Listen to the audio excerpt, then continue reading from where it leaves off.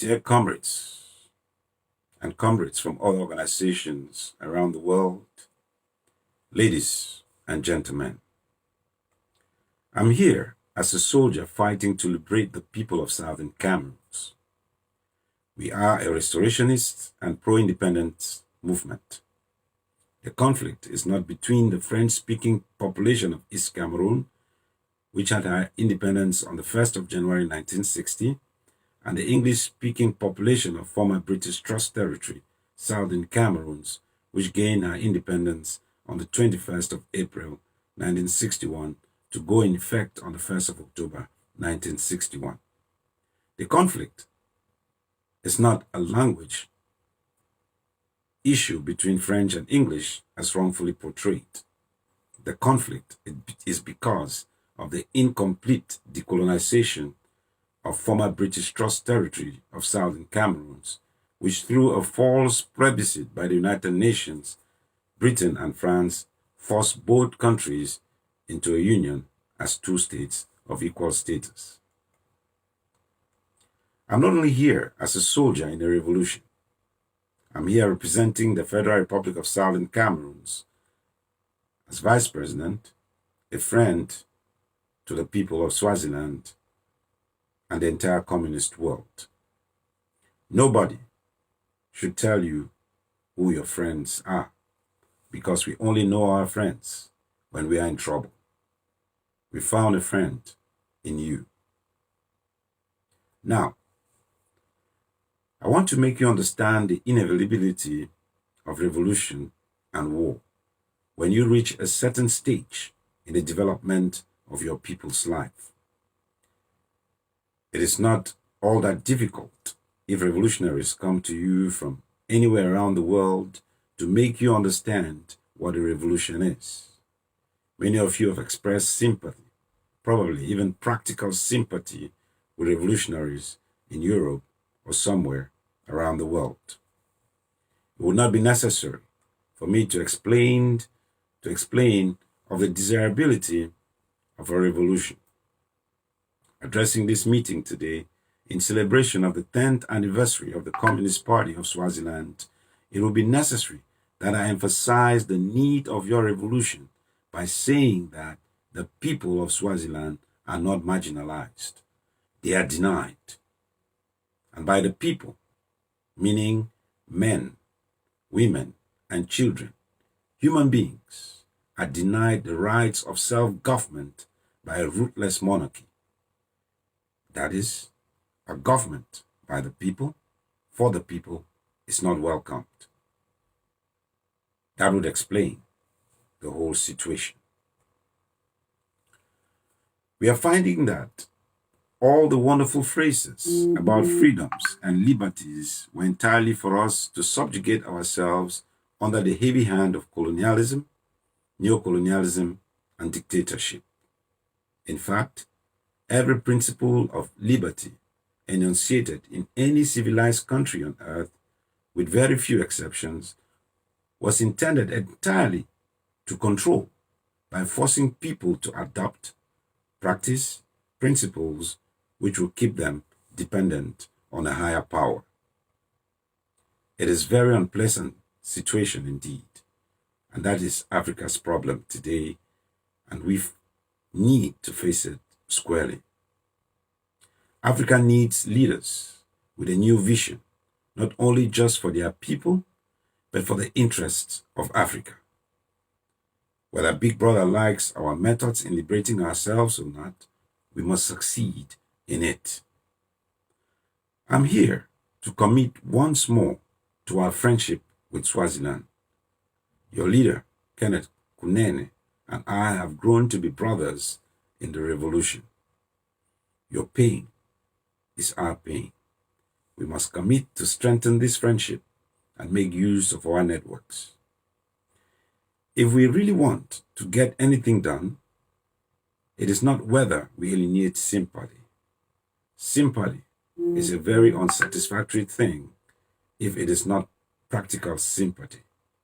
What we need is to get something practically done, and whether it's done out of sympathy, fear, or because you want to be comfortable again does not matter so long as we get it.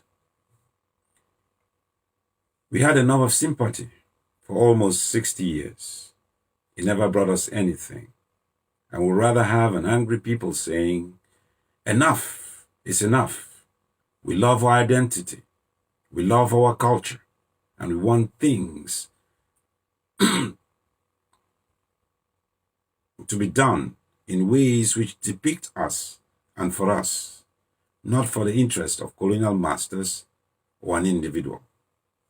In southern Cameroons, there is the most pathetic and most courageous fight going on, because you find the people who were looked upon as weak and reliant, the people they have always taught lean upon other people for protection, have stood up and are fighting for themselves.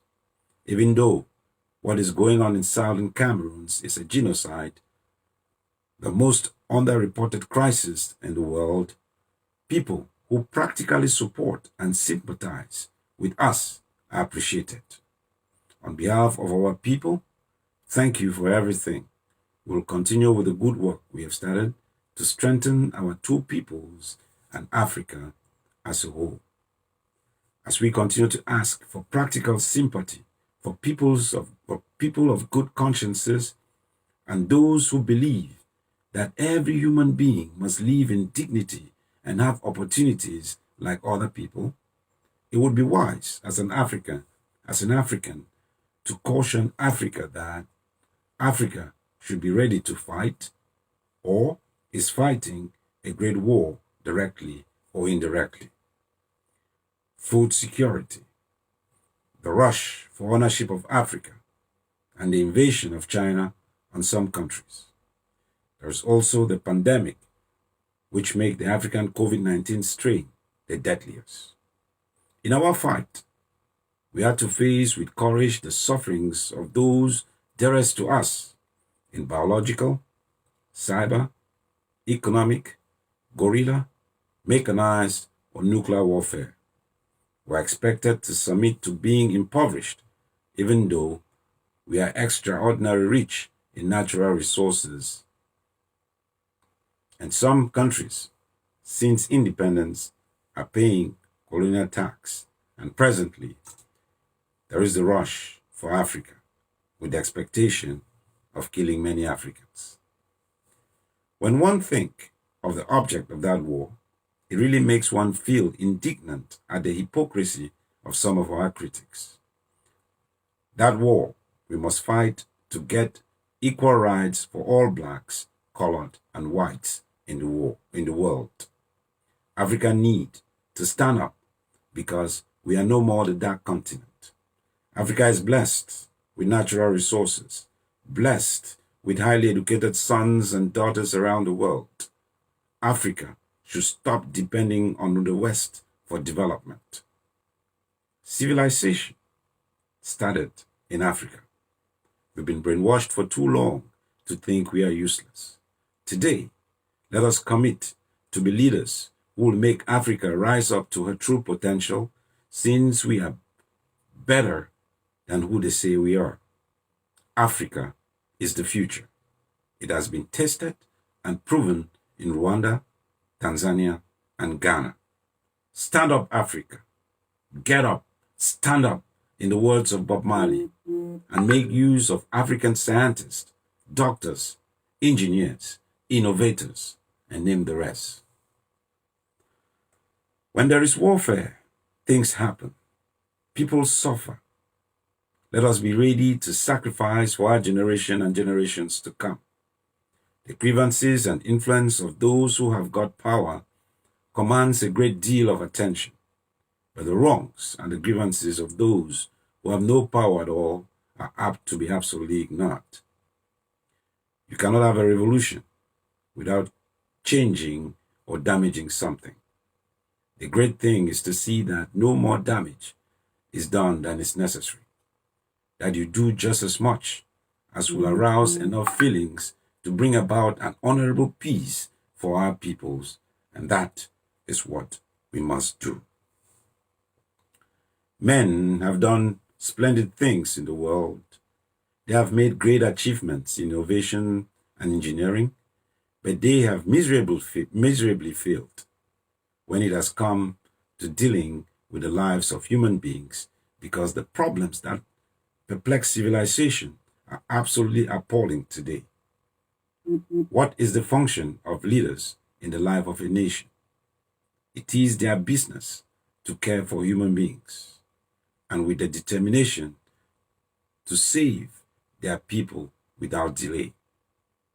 Our peoples must be saved, and it can only be done through responsible leadership. Our happiness and increased standard of life is in our people.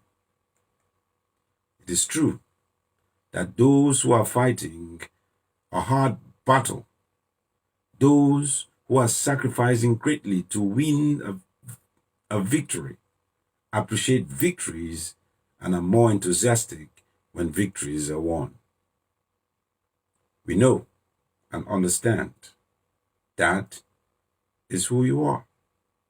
We will rejoice wholeheartedly in your victories. We feel that those victories will come even though there are hard times.